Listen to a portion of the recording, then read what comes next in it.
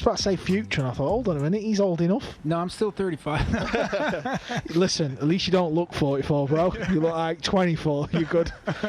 You might be the #1 pool player in the world where if we see a picture from 20 years ago and one now, you just look exactly the same. Except the hair.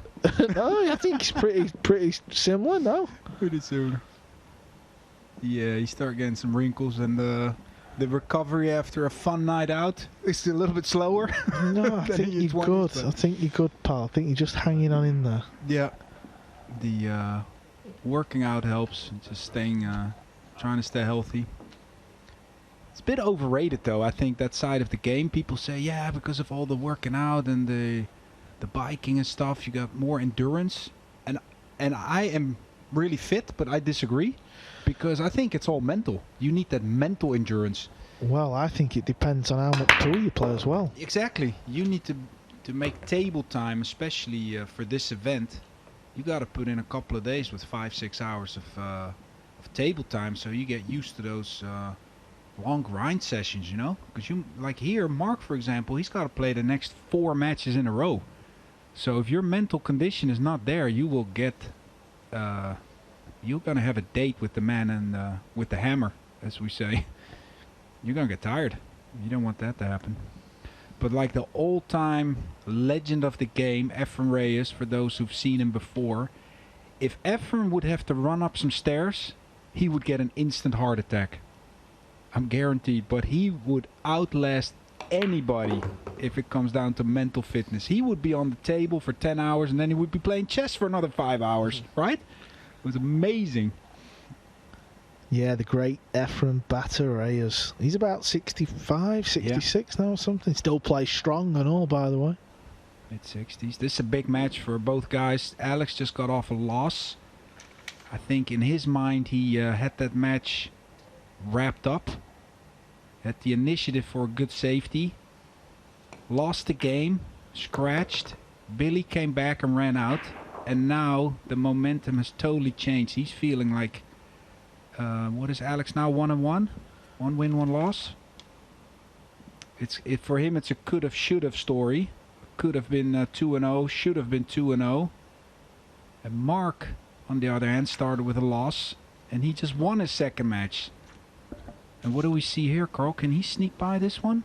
That would be a big momentum shift right away if Mark can see this and do something productive on the defense side. Yeah, I don't think he can get to the potting angle into the top left. Maybe he could spin it. Very difficult to see from the camera angles at times, but is he kicking? Oh, wow. I might have to consider, though, if you can just not see it, to bend around the purple 5, because if you do make contact with the 3 and some speed, you have a good chance of sending the 3 up and down the table, and the cue ball will kind of stay there in the kitchen, past the headline, that is, that area where the pink 4 is laying. He doesn't like that option. He's going for a slam dunk kick shot, trying to create some movement. Look at the 9, Carl. You almost missed it. Same as yesterday. Yeah, I'm just updating my sheet in front of me. I was just letting Niels call this rack in as he stitches me up. Alex says if he wants to go offense, there's 2 shots. He can shoot the 3 in the top right. Tough shot. He could potentially bank it straight back where his hand is now. Don't really like that option. That's a little bit over aggressive. If he wants to play defense, he could hit the right side of the 3, bank it into the kitchen, send the cue ball all the way back, or send the 3 up and down the table. He's going offense because I see him lining up with a little bit of left spin. Oh! And those shots normally don't drop on the Rasson table, so he's got to consider himself pretty fortunate that still wiped his feet and went in. It caught the rail going in, and normally those hang up. So he's got to be glad that's over and send this cue ball 2 rails up and down now. 1, 2. Again wiped his feet. Oh, look what happened there, Carl. Niels, talk to the people at home about, you know, the pocket size and the table in general. How's it playing? It's playing very fast. The cloth is always fast on an arena table, but this time the cushions are playing really fast right out of the gate on day one, and that makes a little bit of a difference. You really have to hold your stroke back a little bit on shots with a lot of angle. You could still make the ball there. Plus, on the Rasson table, the pockets are very deep.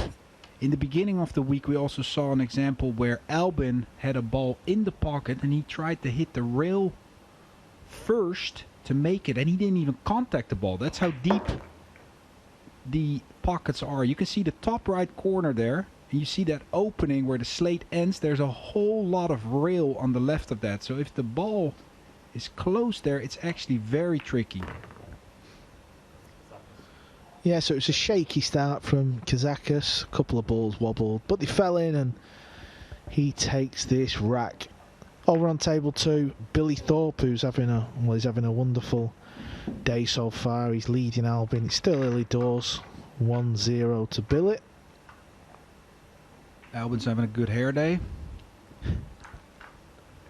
Took care of business on that side. And he's playing an awful lot of pool. He's on, what, 33 matches now? Yeah, this is day 6 for Albin. You know, how do you think he's feeling? He's got to be feeling tired. He's got to be... I think last night he was again disappointed. I think he was composure-wise the best we've seen him all day, or all week, yesterday. And he was actually doing well in the semis. He was delivering. He was executing well. But it just slipped away from him in the end. And that's what this format can do to you. It can really bite you when actually you've done not much wrong. And you come out of that semi-final as a loser. And you really, really have to be passionate. And you have to be able to bounce back the next day and say, listen, we're going to just start over and just put the hammer down. Like Marc did on this break. Good break, and I believe he has a shot on the 1, and the 2 can go into the side next. Nice open table. Yeah, Albin, he did have a chance in that semi-final. It was hill, and I think after the break shot, he had a little bit of a tricky shot, but he had a chance that, you know, you'd pay €20 for Niels. On my off day.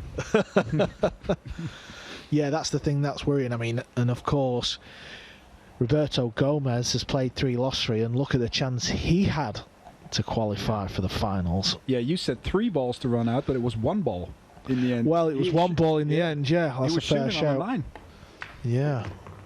What has Marc done here? He's going in between a bunch of balls. Took a little more of a swing at it to go into the open air. He's got to do another shot like that, where I think he has to go 3 rails into the kitchen, the bottom rail. So side rail, bottom rail, side rail, and end up for the 3 ball where he is now, to that top right. I think that's what he's going to do. Alex is looking focused, ready to take his second win. Marc is going to slow roll this one the way it looks like. Nicely executed shot. And when Marc gets going, it's a lot of fun to watch. He's got a smooth rhythm, powerful break, and he can get matches going in a heartbeat. Alex knows this. They've played each other in the finals of the Euro Tour in Austria about a year and a half ago. Marc was leading 8-7 in a race to 9. And Alex kicked the ball in to make it 8-8 and broke and ran out. How do you like that? That stung. Yeah, and he played a bit of an iffy shot there, and he's got a little bit of work to do on this pink ball. Yeah, I think he should draw this under the 5 and play the 5 in the same corner where he's going to pocket the pink 4 now, so the top right. He's got a pretty good angle just to pass the side pocket as I see it on this screen, and he can draw it under there and get kind of straight in for the purple 5.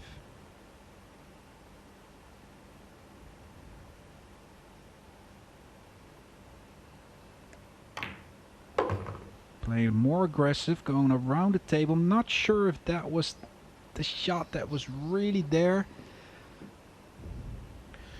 Niels, you know Marc better than anyone. So far, my kind of first assessment, because the good thing with this event is you know, I'm sat here and you get to see loads of these guys shoot pool, something that, you know, you might watch one match and then they get beat or whatever, and you can really sort of guide an assessment. If there's one thing I will say is he just seems to lose the cue ball a little bit too much. Yeah, if there's one little weakness I was going to say with Marc, he can be a little bit over aggressive, where he could work a little bit extra on like minimizing his position routes a little bit. And he likes to have a swing at it, but that's you know, in sports they say what's your strength is also your weakness. If it's rolling, he blows a guy right out of the ballpark with 9-1, and if it's not, he can lose quick. So it's his style of play, and I think that's going to develop even more over the years. I'm not suggesting he has to go all defense and slow things down, but a little more percentage play left and right could help him go even deeper into the winner's circle and potentially qualify for semi-finals here in this group stage and take it from there. Yeah, I think this format really lends itself to the kind of, you know, the bracket under yourself and, you know, the guys who have won the big majors, you know, Albin, yourself, you know, just to name a few. I think these guys can just get the foot in the door, get a lot of table time. You know, Casper had a bit of a nightmare, but he's off and running now. He's had his first win, and good experience for that type of player. Yeah, that's a good point. You have players in this event that have not won major tournaments yet, and they are kind of taking it one match at a time, growing into the event. And then you have a group of players that have been there and they're working and waiting for their game to click into gear. They know they've been there before, so it's a little bit of a different mindset. They're adapting, trying to get comfortable, and then finish the day, qualify for that big group and do it all again. So it's two kind of different mindsets. A learning mindset and then a mindset of somebody that's already been there. Yeah, experience Mindset. I mean, of course, experience doesn't count for everything. The great Ralph Suke, he's gone. Darren Appleton coming to this event with, you know, expecting big things, and that was a big shock to see him go the way he did on day one. Yeah, Darren's such a great player. That was a shame that he left so early. Left the same night, went back home. Of course, he was disappointed. We all understand that. And it was good to at least see his experience and tactical side of the game, which is still top notch. He was just struggling a little bit with the pressure, match play. Couldn't catch a groove, and the pressure just kept building on him, and he wasn't making the shots that normally he feels he can. Back to this one, we're tied up at 1, and Alex is actually breaking really well. Oh, 9 balls close. Oh, wow! Kazakis gets a golden in rack 3, and that is one quick way to head into this break in a moment. They have another look. Look, the cue ball actually gets kicked onto the 9 ball, and there she rotes. One of the quickest racks you can have in pool, and we'll be back in a moment to see how this match unfolds.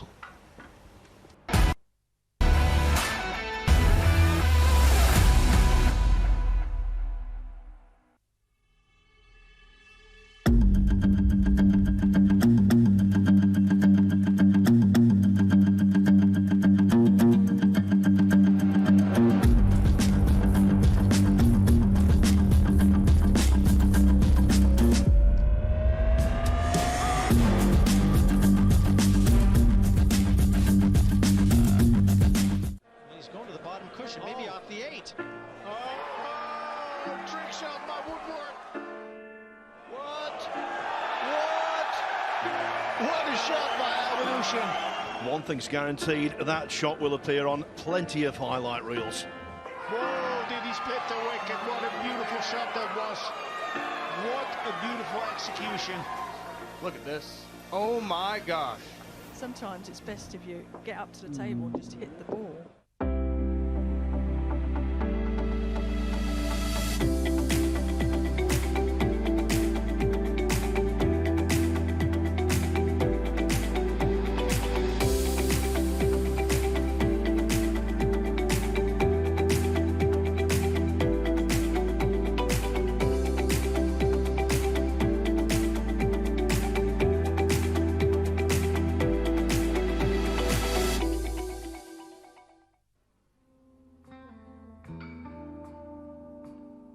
Sporting events should not be held until there are no new cases.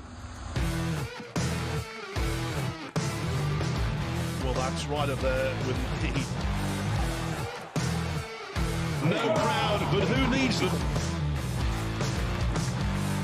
Just in terms of pure potting ability, he's just one of the best we've ever seen. Oh my word. Incredible. What a power-packed partnership it is. Start the engraving process.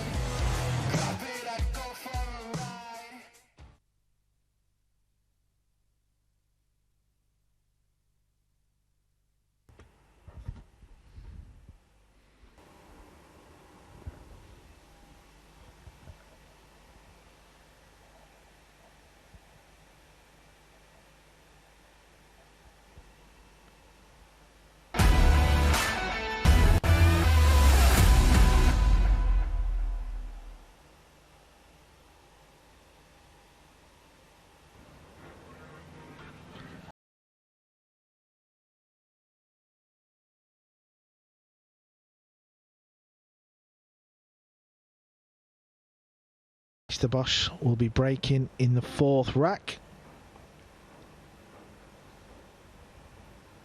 And Carl and me were just discussing during the break what the actual score is in this match. Because we don't recall Mark winning a rack. So there might have been a mistake here.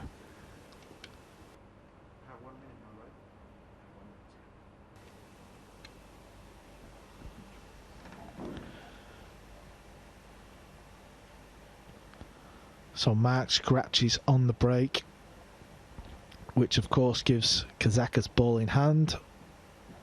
Got kicked in the corner. Still trying to work out the score for you guys. A little bit confusing, we'll be on it. Alex has to play tricky shot speed-wise. The direction was always going to be the same. Crossing that line towards the side pocket, it has to stop for a nice angle on the 5. Judge the speed well. Now he can draw this cue ball 2 rails into the kitchen. Come into the position shot on the 6. 1 and 2. Giving himself a nice angle all the way after touching that rail.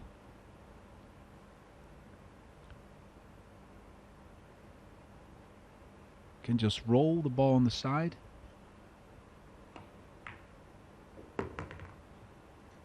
Roll the ball with the side, I wanted to say. He has a shot on the 7.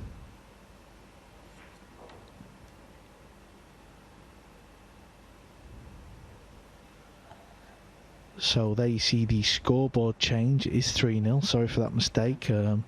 Somebody's going to get fired in the back room. We'll keep you updated on who gets fired, and we'll publish that all over social media.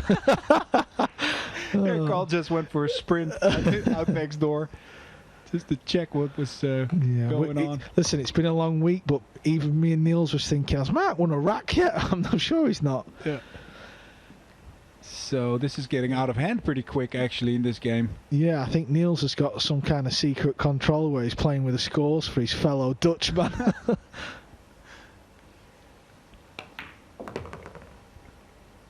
This is going 4-zip. This is quick. And that chair is not the place you want to be where Mark is sitting now. It's getting too warm. You want to get out of it and start winning and running some racks. Niels, the mindset, you're 4-0 down in a race to 5. What are you thinking if you're Marc?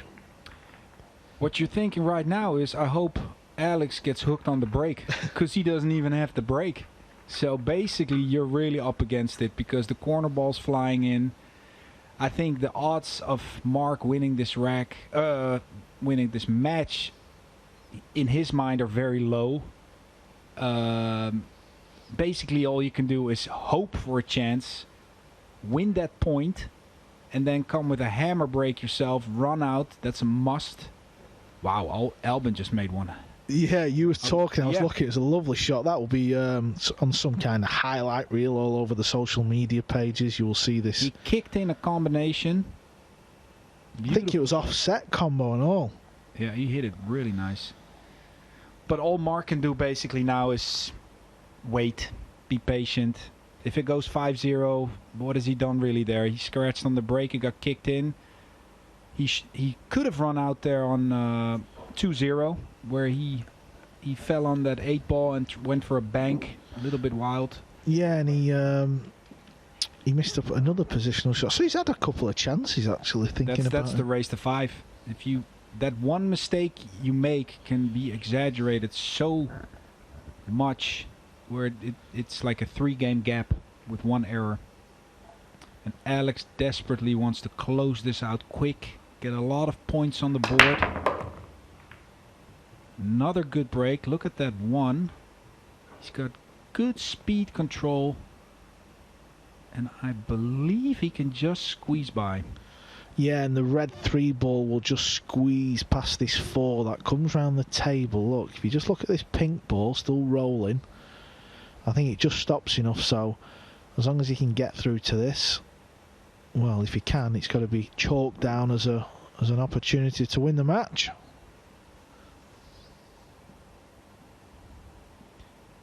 Good thing with this shot, he doesn't have to slow roll it. He can draw it a little bit with left spin, so he can let out a stroke. Doesn't have to baby it. Can hit it with some authority. Go bottom rail. Oh, Carl, he couldn't make it. We didn't have the right angle.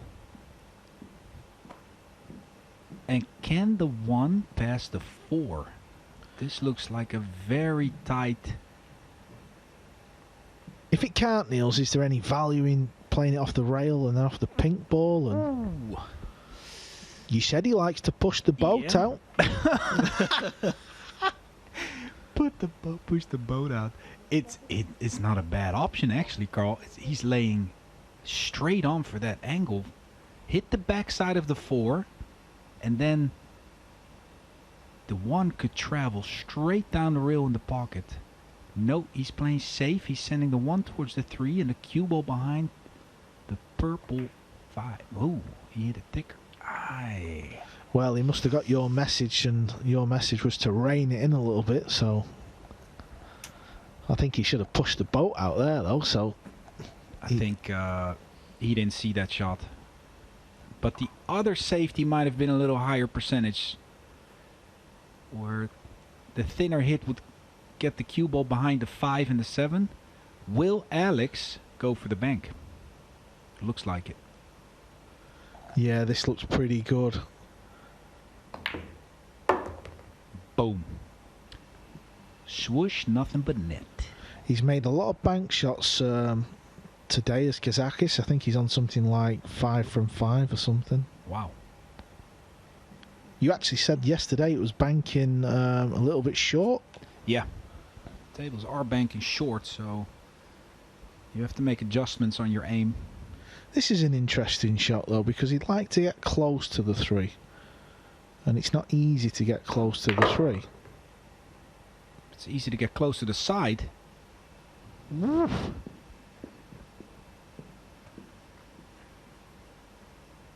I think he just landed good enough.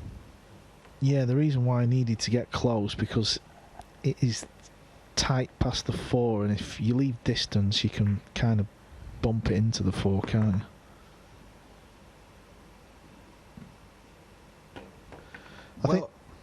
I think this is going to be a match where your fellow countryman needs to forget about fairly quick. It's not been his best performance so far. He's doing okay, though. He's managed to win 1 match.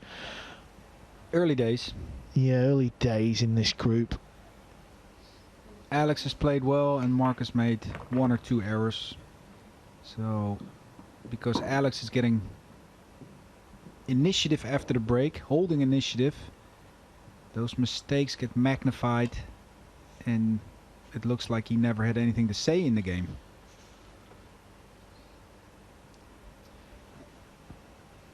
Four more balls. Last night it was 3 more balls for Roberto Gomez to get to the winners group. A little bit different pressure though, the single elimination format from the semifinals. Top 4 of the group qualify for that system, and then it's all to play for.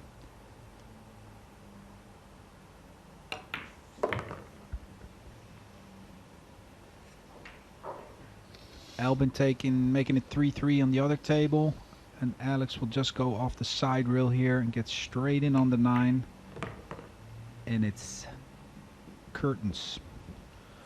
Yeah, so this 9 ball for Greece's former world number 1 Alexander Kazakis does the donut on Marc. Marc will stay on table 1. He's playing Kasper Matakainen next. They're both on 1 from 3. That is a big